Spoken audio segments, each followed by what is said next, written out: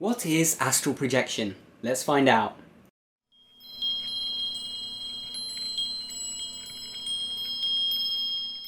Hey guys, welcome back to Tipharot. It's me, Matt here, and today I want to talk a bit about astral projection.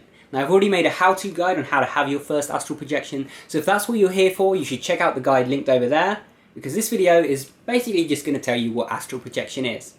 So, astral projection is another name for having an out-of-body experience. What happens is you perceive yourself as actually leaving your body and being able to float around outside it, either in a location that appears to be similar to the real world or in some weird and wonderful land.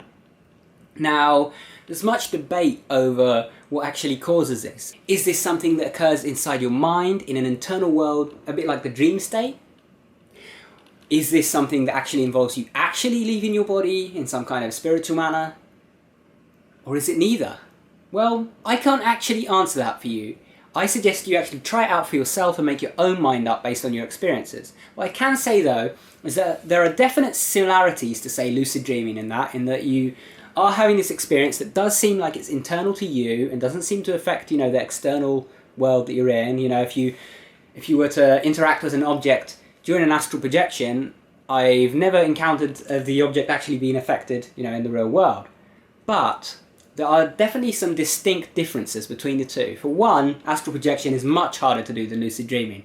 I would say for the average person who actually attempts a lucid dreaming method solidly every day for the next week, they're going to have 2 or 3, possibly more lucid dreams. Now, for the average person who does the same with astral projection, they're likely not going to have a single astral projection in that first week. It's going to take them weeks, maybe even months. In my case, it took several months before I had my first projection. Now, the other thing about this experience is that when you go into astral projection, it's very different. It's almost more energy consuming than lucid dreaming. Lucid dreaming, it feels like you're just in this kind of little simulation inside your head, whereas with astral projection, it does feel like you're struggling to get somewhere, like you're actually going somewhere, and like it's costing you some of your energy. You have to be kind of energized already, you have to be, well rested, eating healthy, basically taking care of yourself if you actually want to astral project. You see, during the times where I perhaps wasn't, my fittest, or I wasn't eating the best and that, I struggled to astral project. But when I was at my best, that was when it came naturally to me. That was when it came easily, just as easy as, slipping on a coat. It was like just popping out my body like that. And so, different theories surrounding it. One theory is that there are these spiritual planes, these other planes or dimensions other than the one we're in, and that astral projection is you actually travelling to these. That's an interesting theory. We can't really prove or disprove it, so, I leave that up to you guys to decide when you try it yourself.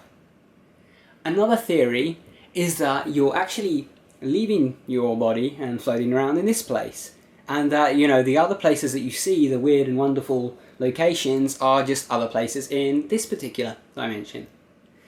Now, another idea is that, much like dreaming, this is something that happens within the brain, and my personal theory is that it is connected in some way to dreaming. It is something internal, but that it is a very different and distinct experience from dreaming itself. So in other words, I believe it is a mental, internal phenomenon, and that the astral plane, and that is more of a subconscious thing, a kind of dream location. But my personal theory is that this is perhaps the source of things like shared dreaming.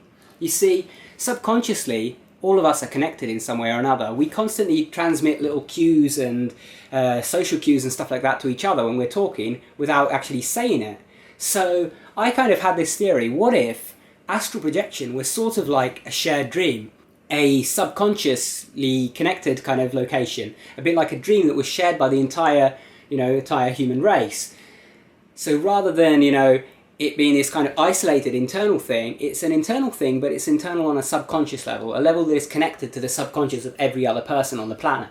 Now, this is just the theory that I came up with, There's no backing to it, there's nothing that suggests that it has to be this way, it's just the way that I intuitively feel about it, based on my experiences that I've had.